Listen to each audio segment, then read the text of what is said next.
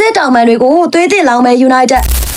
Manchester United အသင်းဟာလာမယ့်နွေရာသီအပြောင်းအရွှေ့မှာအသင်းရဲ့ခံစစ်တောင်ပံတွေကိုအခြေကျအဆင့်မြင့်တင်ဖို့ပြင်ဆင်နေပါတယ်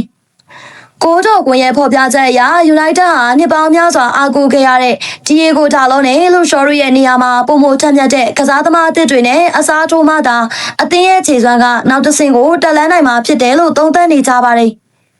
လူရှောဟာအရေးချင်းရှိပေမဲ့တရားပြဿနာတွေကြောင့်အသင်းအတွက်ပွဲတိုင်းမပါဝင်နိုင်တာက United အတွက်နှစ်ရှည်လာများအချက်အကျဖြစ်ခဲ့ရပါတယ်။ဒါအပြင်ဒါလုံးဟာလည်းပုံစံကောင်းပြသနိုင်တဲ့ပွဲတွေရှိပေမဲ့ခြေစွမ်းတည်ငြိမ်မှုနဲ့ပါတာကြောင့်ဒီပြအဖွဲ့ကတောင်ပံကန်စစ်ပိုင်းကိုသွေးတစ်လောင်မှုဆုံးဖြတ်လိုက်တာဖြစ်ပါတယ်။ United ရဲ့ပြနတ်စီးရဲထဲမှာတော့ Newcastle ရဲ့ Louis Hall, Tino Livramento တို့အပြင် Germany Club Frankfurt ရဲ့လူငယ်ကျယ်ပွင့် Nathaniel Brown တို့ပါဝင်နေပါတယ်။